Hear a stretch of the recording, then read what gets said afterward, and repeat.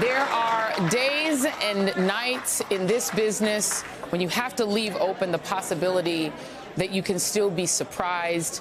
I might even say stunned. I think this is one of those days. Donald Trump making news in the biggest possible way. I'm going to read you the quotes that I think are stunning to just about everyone who heard them today after a day of calling for the people of Gaza, who he numbered at 1.8 million, to be relocated out of the Gaza Strip. Today, Donald Trump said the following about the Palestinian people. They can instead occupy all of a beautiful area with homes and safety, and they can live out their lives in peace and harmony instead of having to go back and do it again. The U.S.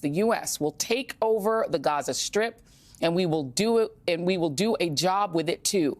We'll own it and be responsible for dismantling all of the dangerous unexploded bombs and other weapons on the site, level the site, and get rid of the destroyed buildings. When he was pressed on whether or not he would be willing to use the military to accomplish the U.S. takeover of the Gaza Strip, he doubled down on that, said, we will do what's necessary. We'll do what's necessary. If it's necessary, we'll do that. We're going to take over the peace, and we're going to develop it.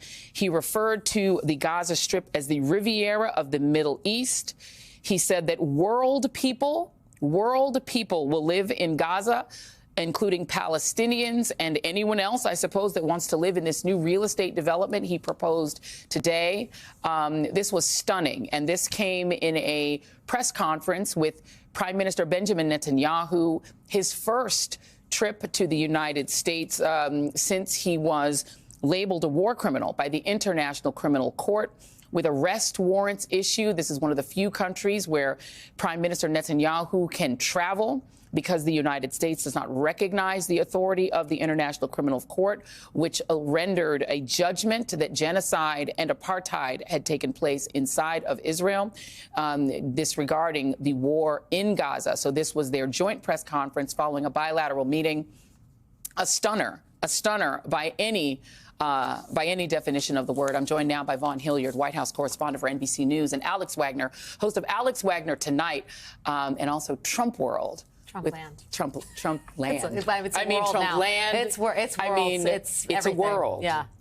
Vaughn, I do want to go to you first because this is a stunner. I'm just assuming that there is a lot of reaction right now to what we just heard. Official reaction. Please share. I mean, actually, I've pinged a few people and there's just silence. I mean, let's be very clear. Outside of Jared Kushner making a passing remark, a seemingly passing remark back in March of Gaza having beautiful waterfront property, we have not heard the words of candidate Donald Trump or President Trump suggest the takeover of a land where millions of people call home, the moving them out and the taking over and the ownership of the United States. And I think that what this represents, I think, cannot be overstated here. Back in the first Trump administration, there was some semblance of a governing structure in the Trump administration. In 2020, with the help of Jared Kushner, they did put forward what they called the two-state solution proposal, right? There was going to be a two states, and yet there was going to have Israeli security forces overseeing the Palestinian state. Palestinian President Abbas completely rejected it. Okay, but at least it was some sort of a plan or something that was put forward. This is not anything of a plan.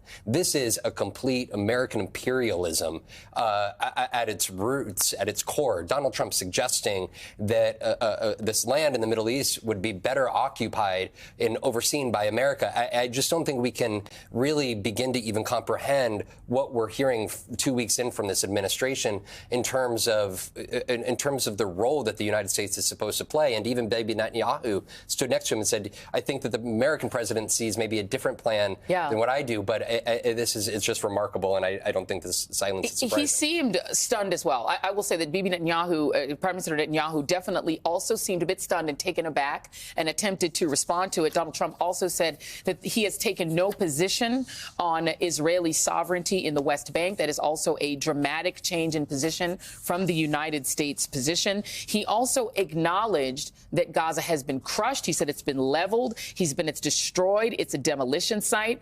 The sort of state stiffness of Bibi Netanyahu as he was describing the destruction of Gaza that Bibi Netanyahu's, Prime Minister Netanyahu's own military caused. He seemed to acknowledge that complete destruction.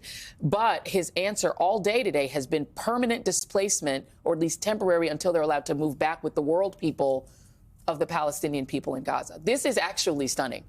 And to what extent is the U.S. military involved? I think he said... This was a man that ran for president of the United States back in January. He said the U.S. shouldn't be involved in the Middle East. Correct.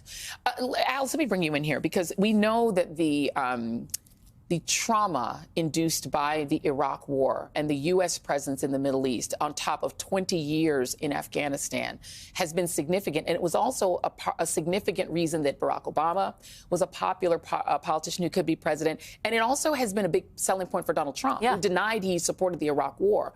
What he's now proposing, and I think a lot of people thought of Donald Trump as an isolationist and wanting to make the U.S. presence in the world smaller.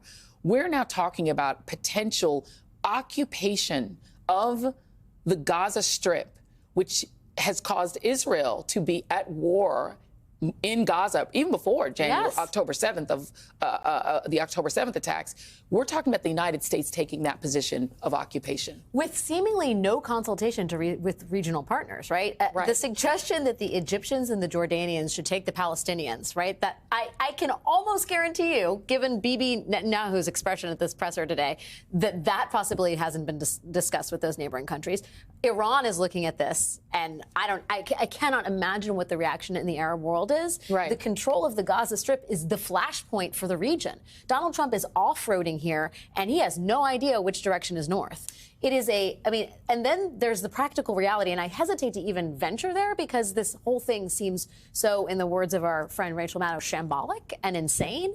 But Pete Hegseth is the defense secretary, and he's going to lead the occupation of American troops in the region. And Marco Rubio, who's now also, by the way, taking over USAID, is going to manage the diplomacy here. I mean, this is when one thought of the sort of catastrophic iterations of Trump 2.0. This is the kind of stuff that people imagined. It is so stunning that it's kind of hard to react to it. I mean, the idea that the people who live in Gaza, for the most part, came from the West Bank. And they are not there willingly. They were there in what in the region is called the Nakba. They were pushed out of where they lived in what is now Israel, and including in the West Bank, and they were pushed into Gaza. And so they've already, there's a deep trauma that comes from that displacement. And so what Donald Trump has proposed is to add to that. Yes. Remove them to we don't know where. We already know a lot of Palestinians already live in Jordan. The Queen of Jordan, Her Majesty, is Palestinian. There's already been displacement. He's saying further displacement, but also an American, I guess, permanent occupation and development. And this is the thing, and Vaughn, you know this well. In the world of diplomacy, language matters. It does. Right? The phrases you use in a press release, in a joint press conference, over the phone with a world leader, those are very parsed. They're measured words. They're vetted. This is the inverse of that, right? Again, it is hard to imagine that this was something that was discussed with great detail and with great consideration within the White House. And the implications of it are broad. Vast, way beyond the shores of America. We also know that from a national security, and I would love to know if you have been texting with, and I know we've all been on our phones texting with everyone that we could get to respond. From a national security perspective, because we know that over the decades, the Palestinian cause and the displacement of the Palestinian people has caused uprisings and caused violence against the United States, terrorism. There's a broad, rage throughout the Muslim and Arab world about this. The Houthi blockade in Yemen is about this. It's about the Palestinian people, right? A lot of the Hezbollah activity is about an anger and a rage about the Palestinian people and their plight.